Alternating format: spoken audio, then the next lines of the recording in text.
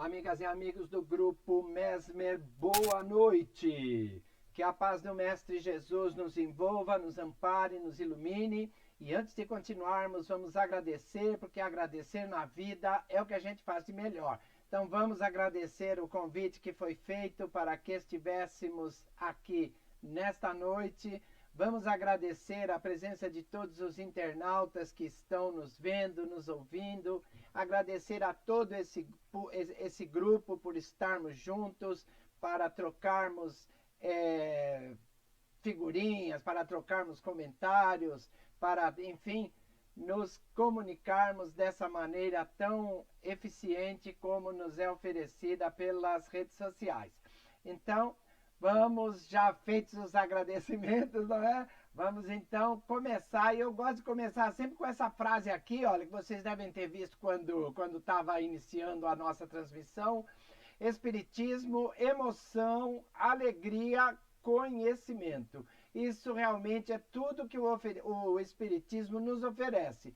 O Espiritismo nos oferece essa emoção de saber que ao nosso lado nós temos pessoas que nós gostamos, que podem ter ido antes do que nós, mas que estão conosco sempre, de maneira muito viva. E particularmente quando nós recebemos alguma mensagem de um deles, então, nossa, aí a emoção extrapola, não é verdade? E também a alegria de sabermos que somos imortais, que melhoraremos com o tempo por intermédio das reencarnações. A cada reencarnação nós vamos melhorando um bocadinho, e isso nos garante que nós atingiremos o status de espírito puro. E o conhecimento que a doutrina espírita nos oferece, que é simplesmente o maior conhecimento em matéria de religião que as pessoas possam, que as religiões possam nos oferecer, né? Então a gente tem que perceber que nós estamos firmes aqui, que nós estamos com todo o conhecimento que nós precisamos e que nós estamos tendo uma grande oportunidade nesta encarnação de percebermos todo o conhecimento espírita que nos é transferido nesta encarnação. Para quê? Para que nós tenhamos no futuro condições de sabermos ver direitinho o que é uma coisa e o que é outra. O Espiritismo nos oferece tanto conhecimento que ele faz com que nós tenhamos condições de avaliar o que nos é oferecido como sendo isso ou sendo aquilo, e nós, com o conhecimento que temos adquirido pelo Espiritismo, nós sabemos discernir o que é realmente isso ou aquilo. Ok, meninos e meninas, mas vamos caminhar que cobra parada não engole sapo. Olha o tema dessa noite, família! Ontem, hoje e sempre. Ai, ai, ai, Manolo de Deus, que é isso? Ai, ai, ai, lembra algum tempo atrás o pessoal tava doido, não tava? Eu particularmente me divirto muito, porque o pessoal tava doido. Era um tal de a família vai acabar, a família vai acabar. E eu aqui no meu canto bem tranquilo, bem direitinho. Por quê? Porque eu intuía que a família não acaba. Eu sou professor de história, né? E eu tenho visto assim as transformações que a humanidade tem sofrido nesses últimos 15.000 anos, não é? Então a gente sabe que a família não acaba, a família se transforma. Agora o pessoal é de um exagero que dá gosto, né? Qualquer coisinha já é motivo para falar, ah, não, isso não pode, pouca vergonha. Calma, gente, calma, calma. Se forem dar uma olhadinha lá na Idade Média, vai ver que as coisas lá eram piores do que estão sendo hoje. Se forem dar uma olhadinha no Renascimento, se forem dar uma olhadinha no pós-moderno ou no pré-moderno, vai ver que as situações realmente elas tendem a essa mudança, porque não tem como o universo ficar igual. E isso é que nós precisamos entender. E eu fiquei muito feliz porque a tecnologia era assim uma das grandes vilãs da família. Ai, que a família está separada, ai, que a família isso vai separar a família. E eu só esperando, né? Até que chegou a Covid-19 e ficou todo mundo em casa. Quem estava dentro não saía, quem estava fora não entrava. Não é isso? Os que casaram estão lá na casa deles. E nós aqui, Manolo de Deus, o que é que nós fizemos? Simples. Usamos a tecnologia. Viu? Centro Espírita usando a tecnologia. Nossa, isso aqui está sendo pelo Face. Percebeu? Então, vamos começar a entender que as coisas realmente mudam, que Deus é o grande abalista de toda essa mudança, porque Ele não nos cria para que continuemos iguais. Ele nos cria para que nós evoluamos. Senão a gente ficava no mundo primitivo sempre. Põe na cabeça, rapá! Que mundo que nós estamos mesmo? Provas e expiações. Ai, Manolo, que tristeza. Tristeza nada. Quando compara com o mundo primitivo, vai ver que hoje está um mundão maravilhoso, com tudo isso que nós temos, com toda a tecnologia que nos é colocada. E olha, com um negócio que estamos passando nesse instante, que chama transição planetária, que nos levará a um mundo de regeneração, com uma coisa muito importante que teremos que ter na nossa cabeça. No mundo de regeneração, como nos diz Agostinho, a lei de Deus imperará. Manolo, como é que é isso? Eu tô te falando, rapá! Então, se a lei de Deus imperará, eu pergunto aí para vocês, qual é mesmo a lei de Deus, gente? Oi? Nós não estamos nem ouvindo. Não, ouvi agora. A lei de Deus é amar a Deus sobre todas as coisas e ao próximo como a ti mesmo. Deus a gente ama naturalmente e o próximo é a nossa grande tarefa de buscar amá-los a todos eles. E a família é o lugar onde os próximos aparecem assim de maneira impressionante. Eles vêm. Bastou casar, bastou ter filho, tá ali. Larilarai. E a gente nem sabe quem é, né? Nem sabe de onde veio, porque tá ali. O que nós sabemos é que nós os amamos. Então vamos começar a perceber que a grande tarefa que nós temos é amar o próximo. E a família faz parte disso. Então, vamos tratar a família com todo o respeito que a família merece. Não importa como ela seja composta. O que importa é que ela cumpra o papel de mantenedor do amor. Se ligou? Manolo! Vamos começar, que senão a gente não sai daqui hoje, valeu? Olha lá o que nos diz o Livro dos Espíritos, da questão 695. O barulho foi para acordar mesmo. Se tiver baixinho, você me avisa, que aí eu taco o volume nele, tá? Que eu gosto de barulho, tá legal? Aumentei aqui, ok? Então, olha o que é que o Kardec pergunta para os espíritos. Será contrário à lei da natureza o casamento, isto é, a união permanente de dois seres? E aí, os espíritos respondem de maneira muito simples. É um progresso na marcha da humanidade. Vai lá na questão 695 de O Livro dos Espíritos e está lá. Ok, menino? Então veja que casar não é contra a natureza, não. Era contra a natureza nós vivermos assim em poligamia. Por quê? Porque não criava vínculos. Se criava vínculo, criava com alguns. E depois ficava um horror. Então, esse negócio de casamento monogâmico, apesar de que tem alguns que não gostam, né? Entendendo que monogâmico é um de cada vez nos dias de hoje, né? Que nós temos, assim, já temos o divórcio e Agora, se não gostou ou se deu algum problema, você divorcia e casa de novo, mas um de cada vez. Ok? Então, a gente vai levando assim, nós vamos resolvendo os nossos problemas, nós vamos resolvendo as nossas diferenças e caminhando para um entendimento com toda a humanidade.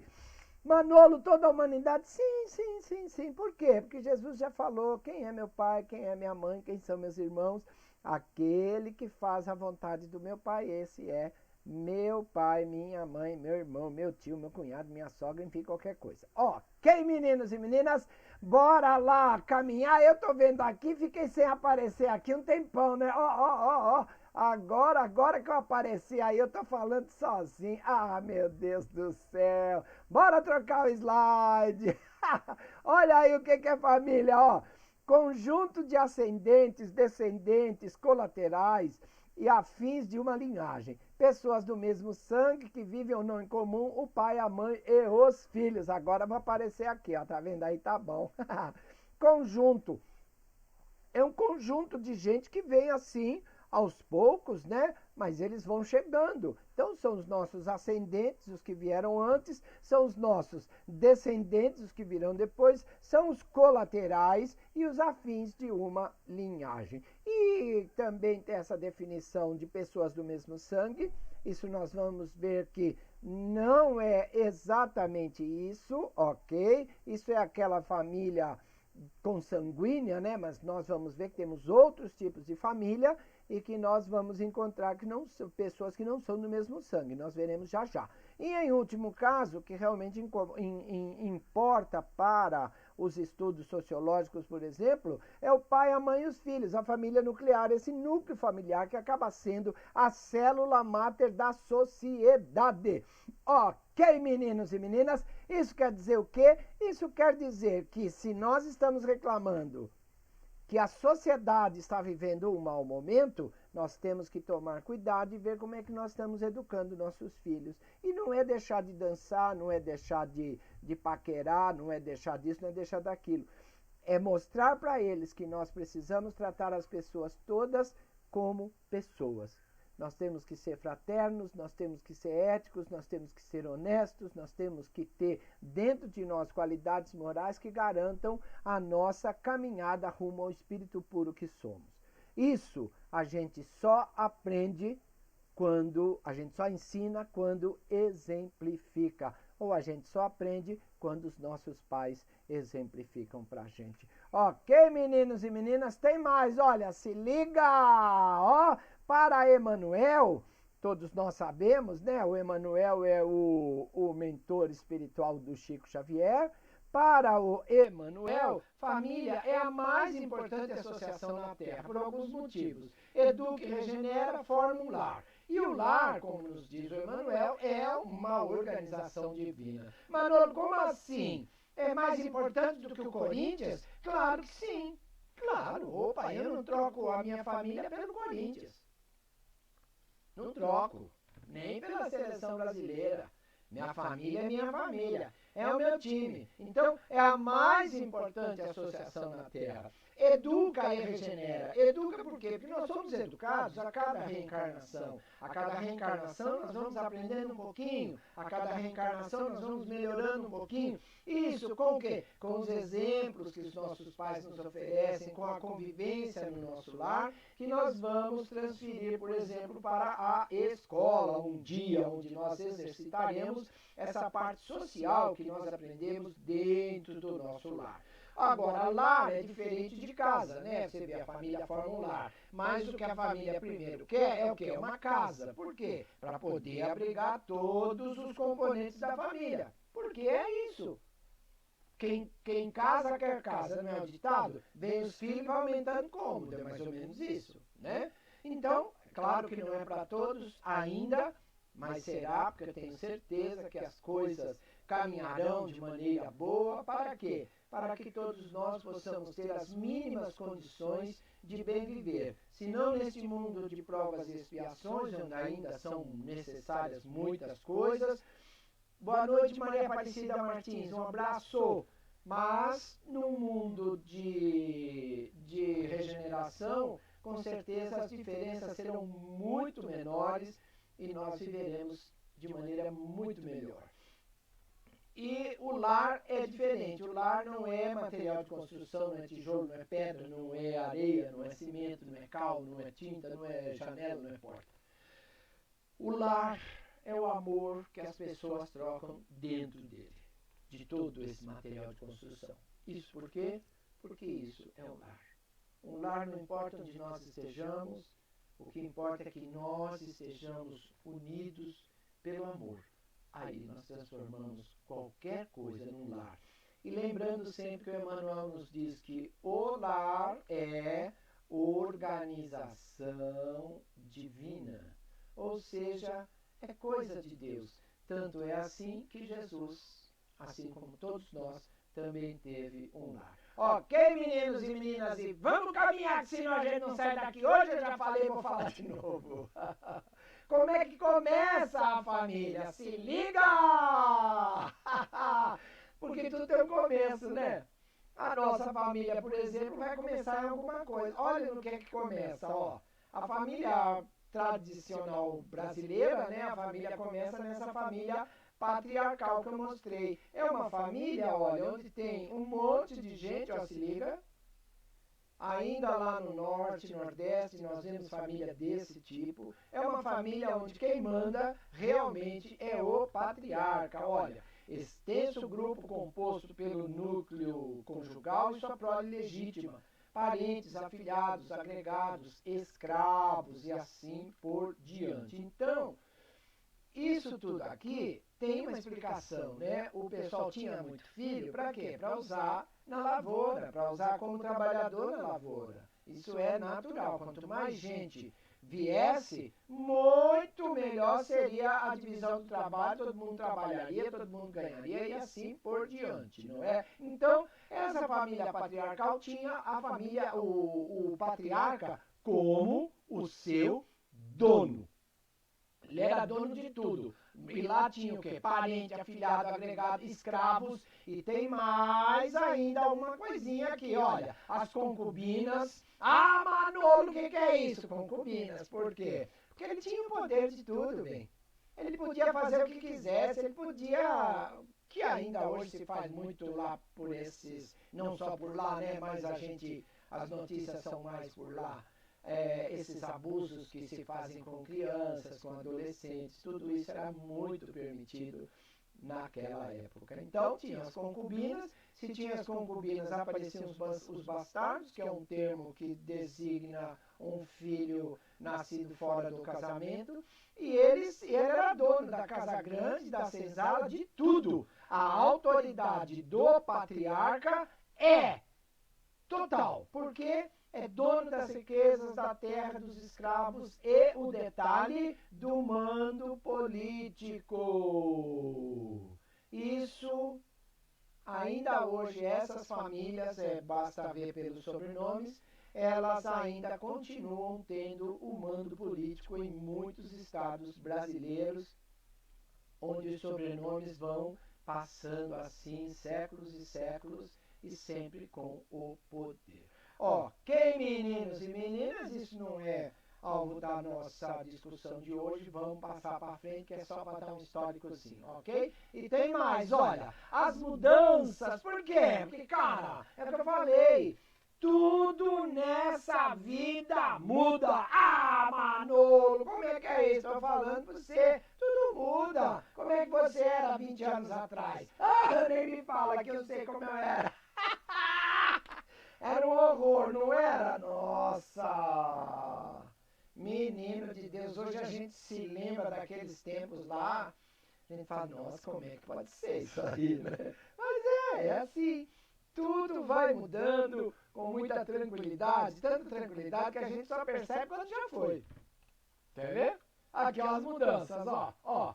Nós vamos aqui para onde? Maio, Paris, 1968. Essa foi a época mais efervescente que o mundo teve. Nós temos aqui o Daniel Cohn-Bendit, que é esse aqui, ó, tá vendo? Nessa outra foto aqui. ele essa foto que eu estou mostrando é uma das mais vistas no mundo. Por quê? Porque mostra ele encarando um policial francês e dando risada na cara dele, como dizendo, olha, você pode me bater, mas eu não vou sair daqui, né? Foi um movimento conturbadíssimo. Hoje o Daniel Cohn-Bendit é deputado federal na Alemanha, e a vida continua. Isso daqui foi um alerta para o mundo todo. Por quê? Porque nós temos que lutar pelas coisas que nós queremos. Nós vimos movimentos muito parecidos no Brasil, ainda vimos recentemente, e nós podemos dizer realmente que aprendemos alguma coisa e que nós vamos caminhando para um mundo cada vez melhor. Depois disso, ó, teve uma outra coisa importante, ó, o Woodstock. Ah, Manolo! Uhul! O Woodstock, nego, o Woodstock é rock! Ai, Manolo, você vai falar de rock no Centro Espírita? É rock, é Centro Espírita, não é igreja evangélica, né? Na igreja evangélica o pessoal fica até chateado, eles falam, nossa, isso é coisa do, como é que fala? Do tinhoso, para derreto. Calma, a gente é música como qualquer outra. Música é música, importa o que nós fazemos com a música, assim como o dinheiro, assim como os pensamentos, enfim, tudo. O Woodstock foi um grande marco no mundo, por quê? Porque liberou a figura feminina. A figura feminina, a partir do Woodstock, tem outro destaque. Nossa! A figura feminina percebeu que podia usar o seu corpo como quisesse e com quem quisesse, não sendo obrigada a casar com esse ou com aquele, não. Escolher, ou casa, ou vai viver junto, ou vai fazer isso, aquilo, ela escolheu. E isso é uma conquista do Woodstock. Aqui nós temos pessoas importantíssimas, ó, John Baez, Joe Cocker, Carlos Santana está vivo ainda, os outros já morreram. Jimi Hendrix já desencarnou, Janis Joplin desencarnou rapidinho. Carlos Santana está em plena atividade, ele tem um trabalho novo, junto com vários conjuntos do mundo inteiro, inclusive com o Skank, que participa do CD dele. Então, esse povo trouxe para a gente uma liberdade que nós nunca tínhamos visto. Tem mais, se liga que eu tenho que correr um pouquinho. No ano 1970, ó, Ano Internacional da Mulher, nos anos 1970, foi em 1975. O Congresso Internacional da Mulher México-Brasil, Movimento Feminino pela Anistia também em 75, o SOS, lembra da Ângela Diniz e do Doc Street, o playboy lá de Angra dos Reis?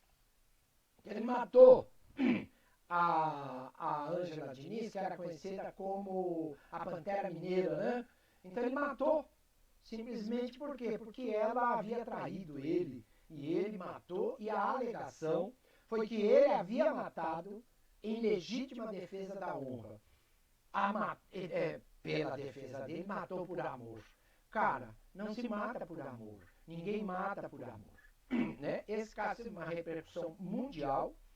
Ele foi absolvido em primeira instância, depois foi feito um novo julgamento e aí sim ele foi condenado, cumpriu a pena, já está livre, já está fazendo a parte dele, vivendo o que ele tem que viver, já pagou o que tinha que pagar. Mas foi emblemático porque a partir daí as mulheres perceberam que eram realmente muito vulneráveis e trataram de se defender pelas leis, ok? E nós temos também, desculpem, o acesso à Academia Brasileira de Letras em 77 com a nossa querida Raquel de Queiroz. Nos anos 1980, já são 10 anos depois, nós temos a Convenção sobre a Eliminação de todas as formas de discriminação contra a mulher. Isso havia sido aprovado pela ONU em 67, se liga, e foi aprovado no Brasil em 1981, 14 anos depois de a lei ter sido aprovada pela ONU e ratificada por muitos países do mundo. O Brasil demorou, só em 1981 é que o Brasil aprovou isso daí, como dizendo, tá bom, já que todo mundo quer, eu também quero. Vê como nós somos atrasadinhos. E tem também, aqui importante, a Petrobras dominada quase que 100% por homens, particularmente na sua estrutura de prospecção, de engenharia, essa parte mais pesada, e não só a parte administrativa, com secretarias, isso e aquilo. Então, eles liberaram também para as mulheres, na década de 1980, o trabalho de engenheiras, o trabalho de prospectoras, enfim, o trabalho de pesquisadoras nessa área de petróleo. O Fórum Feminista foi em 1985 e o Conselho Nacional dos Direitos da Mulher também em 1985. Viram que é uma caminhada longa que nós vamos fazendo até o quê? Até chegar no que nós chegamos hoje. Porque não dá para pular a etapa. Então nós temos que primeiro entender o processo e depois realmente partir para isso. Ok, meninos?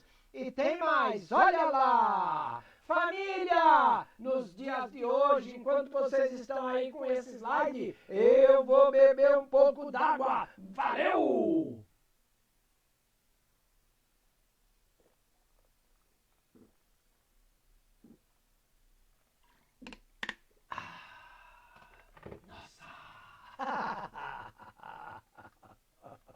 Nossa, beber água é bom, não é?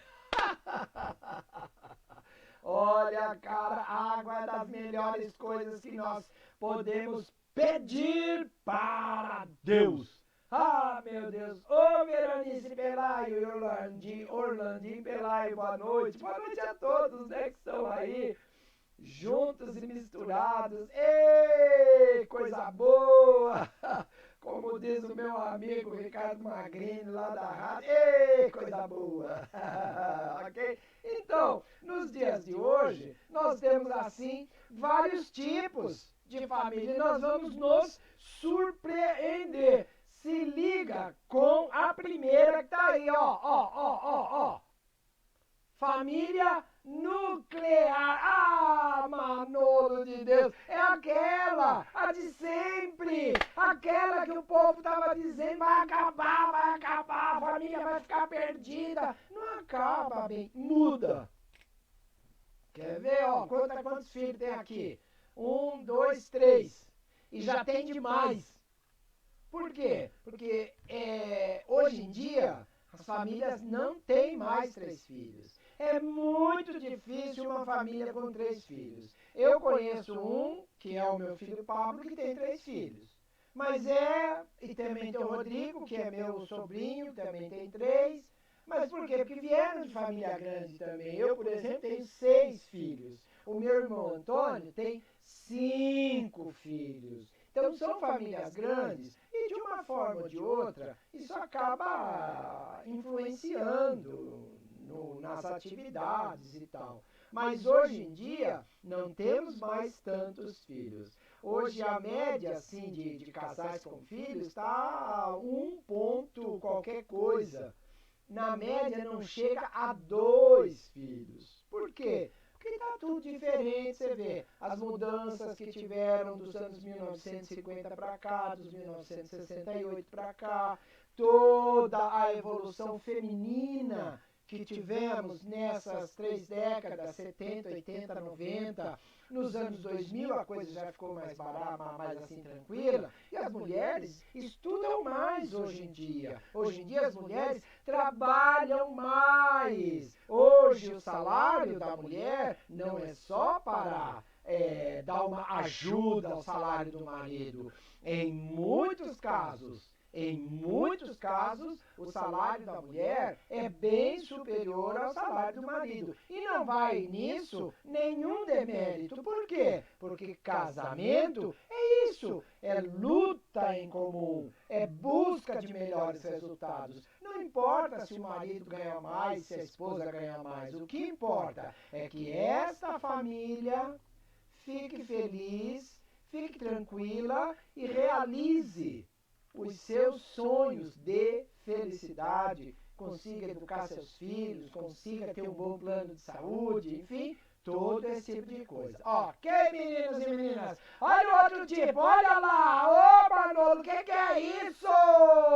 Família monoparental. Olha quanto pai pai sozinho e olha quanta mãe sozinha. Ai, Manolo, por quê? Lembra do Woodstock? Lembra do 1968? Lembra dos 1970, dos 1980? Tudo isso vem de lá.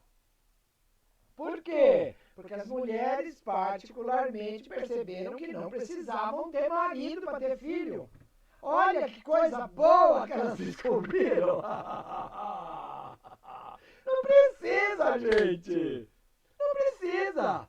Então elas partiram para o quê? Para aquelas produções ditas independentes, que até os anos 1980 ainda tinham uma certa necessidade do parceiro, mas que o parceiro foi substituído por praticamente um banco de espermatozoide, onde a candidata à mãe vai lá e escolhe num catálogo as características que quer que o filho tenha. Tudo isso é mantido em sigilo, né, para que não ocorram problemas legais, mas ela escolhe o que ela quiser, é inseminada artificialmente, sem contato físico de homem nenhum, e tem um filho com tranquilidade, com equilíbrio. Uma produção independente. E é claro que as famílias monoparentais não tem só este motivo para existir. Também tem aí o quê? Também tem o quê? O divórcio, né? Que às vezes a pessoa divorcia e não quer mais arrumar um outro cônjuge, né? Não quer correr o risco de novo, sei lá, ou não quer, sei lá, não quer mais. Simplesmente isso, quer continuar a vida sozinha, com os filhos, e assim vai. Ou, de repente, o marido também ganhou a guarda dos filhos e não quer ter complicações assim com outra mulher e continua também a vida sozinho. E também, por algumas ocasiões, temos também o luto, né? Às vezes, uma das partes desencarna antes e aí o remanescente fica cuidando dos filhos do casal. Isso é natural, seja homem ou seja mulher. Então, essas famílias monoparentais são assim. São um pai ou uma mãe que cuidam da sua prole. Um outro motivo também que pode ocasionar as famílias monoparentais é o abandono, né? A mulher dificilmente abandona a família. Isso eu posso dizer com muita certeza. Mas não se dá o mesmo em relação ao homem. O homem é mais frágil, não é mentira não. O homem é mais frágil emocionalmente. A mulher segura a barra, homem não segura. Homem, nossa, meu Deus do céu, como é que esse meu filho veio assim? E ele vai embora. A mulher não. A mulher fica lá, segura a barra toda, com o filho, até o resto da vida. E raros são os casais, hoje nem tanto, graças a Deus, raros são os casais onde marido e esposa cuidam dos filhos com necessidades especiais. Eu particularmente tive um casal amigo, os dois já desencarnaram, eles tiveram 2 filhos, o Maurício e o Marcelo, e o Maurício veio assim, com um tal severíssimo. Não conseguia fazer nada, tudo era a base da mãe e do pai. E do irmão, posteriormente, que ajudou bastante. E o seu Faustino, eu me permito dizer o nome deles, porque são amigos muito queridos e eu acredito que não vai fazer mal nenhum. O seu Faustino cuidou da família com todo o enlevo que podia, com toda a responsabilidade que podia, a querida Áurea também. E o seu Faustino desencarnou. E aí a Áurea continuou tocando o barco com o Marcelo e com o Maurício. E a espiritualidade, você vê como quando a pessoa é boa, ela realmente é boa em qualquer campo da vida, em qualquer setor da vida, em qualquer dimensão da vida. O seu Faustino, do lado de lá, ele conseguiu permissão para continuar ajudando o Maurício do lado de cá, junto com a Áurea. Então, não se via, mas ele estava sempre lá, auxiliando, acalmando, buscando fazer com que o filho com problemas enquanto está encarnado, né? Porque quando dorme assim, emancipa, né? E aí se conversa um pouquinho melhor, mas enquanto está assim em vigília é muito complicado e ele tratava de ajudar a querida Áurea, que também já foi para o lado de lá. Os três estão lá e acredito que se preparando para um novo retorno, agora de maneira mais tranquila, mais equilibrada, né? Não que não fosse, mas de maneira que ele possa perceber que tudo que passou, tudo que eles passaram foi assim, de maneira a melhorar tudo. E o Marcelo continua aqui, levando a vida e fazendo-se cumpridor dos seus deveres, porque todos nós temos a nossa parte nesse trabalho, né? Então, as famílias monoparentais são isso daí. E aqui nós temos uma coisa muito interessante, que são as uniões homoafetivas. Ah, Manolo de Deus, você vai falar agora de homossexualidade. Gente, uniões homoafetivas não é novidade nenhuma, né? Não tem realmente ninguém em qualquer canto do Brasil que não tenha um caso de homossexualidade na família. Não tem. Sempre existiu, sempre existirá. É que antigamente o pessoal isolava, né? Blindava esse tipo de coisa assim, né? Ah, nossa, onde é que tá o tio? Ih, rapaz, não é pra viajar! Nunca mais aparecia o danado. Por quê? Porque era homossexual, porque ou vivia com um outro companheiro e não era bem visto pela família, a família só tolerava esse tipo de coisa, né? Então a coisa era aí assim, desse jeito, meio largado, né? Tanto para os homens quanto para as mulheres. Só que isso era uma grande injustiça. E, bem ou mal, as injustiças com o tempo são sanadas. Não tem como isso continuar sem ser corrigido. E o que acontecia antigamente era uma tragédia para o homossexual que ficasse numa eventual morte do parceiro ou da parceira, né, se fossem duas meninas ou dois meninos. E aí o que acontecia? A família lá expulsava o remanescente e carregava as coisas. Isso é do meu filho, não sei o quê, esquecendo que a construção da casa, do lar que eles habitavam, havia sido uma construção a dois. Isso fica assim por um certo tempo, mas a justiça está aí para que nós clamemos. E muita gente clamou, ganhou a causa, e a partir daí a jurisprudência já dava ganho de causa para situações semelhantes. Então, a partilha dos bens, não importa se a união é homoafetiva ou heteroafetiva, o que importa é que a construção dessa sociedade foi feita por dois, por duas ou por um casal, e todos eles têm direito a essa partilha. Isso daí não tenha dúvida. Isso foi para o Supremo e o Supremo realmente fez essa coisa valer para todos. Ok, meninos e meninas? E aqui nós temos, que eu falei dos laços de sangue, né? Falei, não falei, não falei? Ah! Manolo de Deus! Eu tô te falando, carinha, tô te falando. Nem todas as famílias são de laços consanguíneos.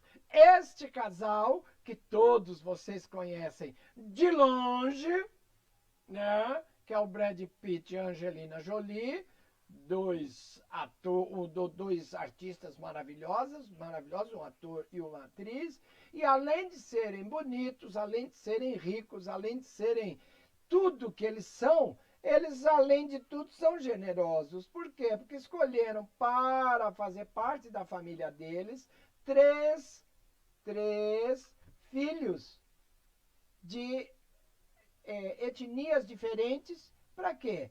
Para que participassem da educação dos filhos todos juntos, com direitos e tudo. Então eles têm os três filhos deles, dá para perceber aqui, e os outros três que são de etnias diferentes, mas que, graças a Deus, têm os mesmos direitos e tiveram chance a uma vida melhor, uma vida mais tranquila, uma vida que com certeza dará bons frutos no futuro.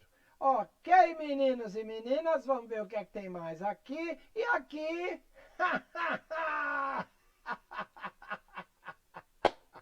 Os meus, os teus, os nossos. Por quê? Que, cara, as famílias, elas, como é que te posso te dizer?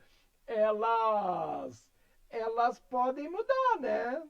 As pessoas não são obrigadas a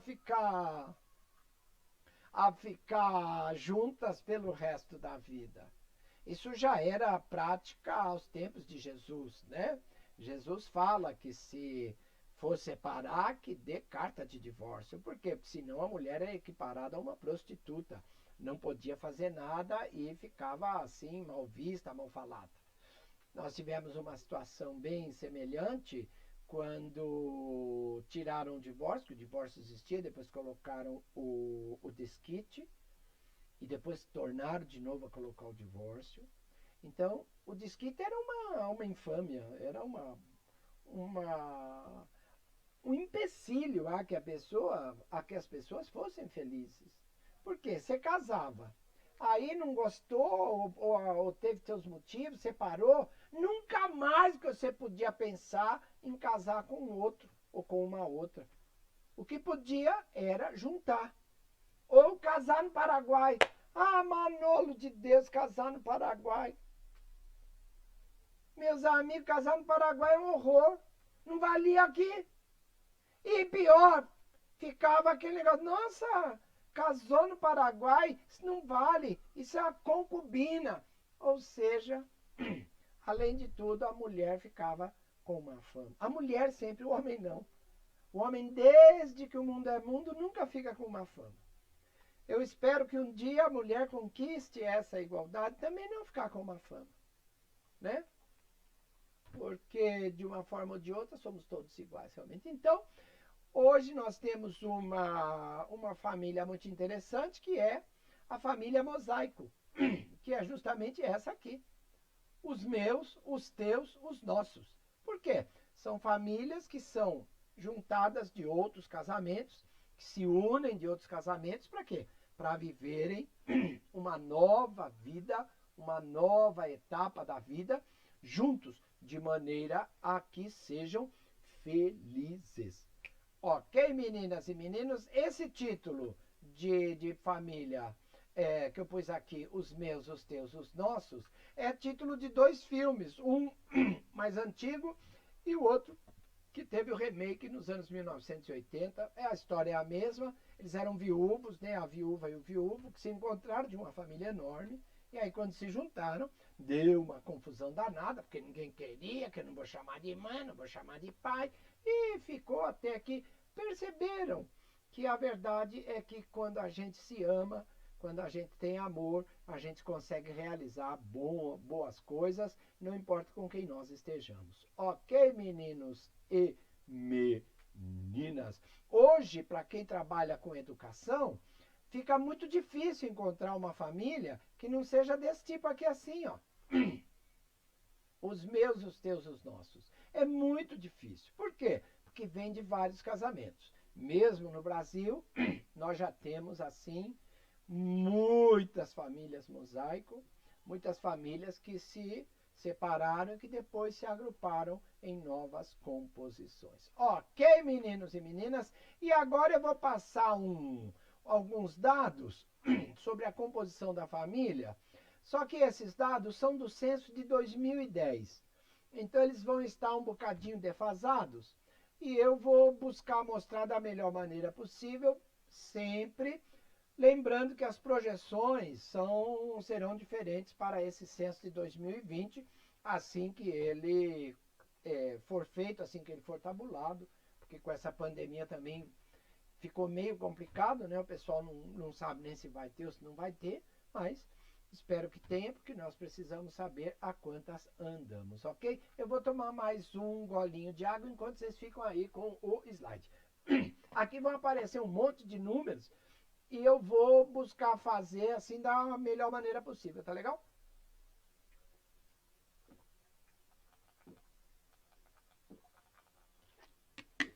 Puxa, nossa, esse homem bebe água, hein? Vixe Maria. Olha quantos lares nós éramos em 2010. Aproximadamente 57, deixa eu mostrar aqui, 57 milhões de lares brasileiros. Se a gente multiplicar isso daí por 4, vai chegar em 200 e alguma coisa, né? Que é mais ou menos a população que nós temos hoje.